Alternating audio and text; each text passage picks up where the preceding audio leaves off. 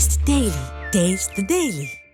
ICC champions trophy தொடரில் இன்று India Pakistan அணிகள் மோத உள்ள நிலையில் இந்த போட்டியை காண சென்னை மெரினா பெசன்ட் நகரில் தமிழ்நாடு விளையாட்டு மேம்பாட்டு ஆணையம் சார்பில் LED திரைகள் அமைத்து ஏற்பாடுகள் செய்யப்பட்டுள்ளது. இதுகுறித்த கூடுதல் விவரங்களோடு நேரலையில் இணைகிறார் செய்தியாளர் லதா. வணக்கம் லதா, அங்கு எத்தனை பேர் பார்ப்பதற்காக அந்த LED திரையரங்கு அமைக்கப்பட்டிருக்கிறது? அது குறித்த விவரங்கள். சாம்பியன்ஸ் டிராபி தொடர் நடைபெற்று வரும் நிலையில் இன்று இந்தியா பாகிஸ்தான் அணிகள் மோத இருக்கிறது. இந்த போட்டியை காண மெரினா மற்றும் பெசன்ட் நகரில் தமிழ்நாடு விளையாட்டு மேம்பாட்டு ஆணையம் சார்பில் ஏற்பாடானது செய்யப்பட்டு இருக்கிறது. முக்கியமாக நாம் தற்பொழுது பார்க்கக்கூடிய மெரினா பகுதியில் 32 அடி அகலம் 18 அடி உயரம் கொண்ட பெரிய LED ஸ்கிரீன் ஆனது அமைக்கப்பட்டிருக்கு.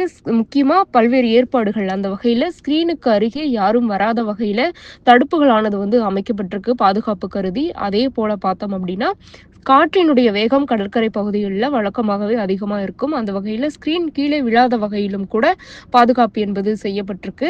மேலும் இந்தியா பாகிஸ்தான் போட்டி என்பதால கூடுதல் போலீசாரும் பாதுகாப்பு பணியில் ஈடுபடுத்தப்பட இருக்கிறார்கள்.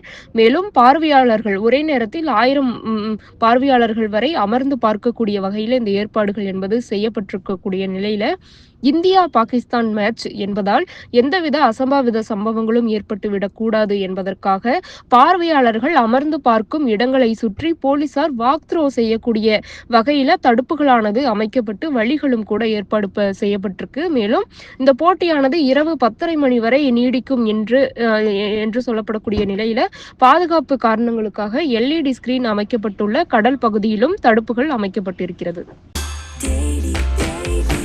Taste the Daily. Taste the Daily.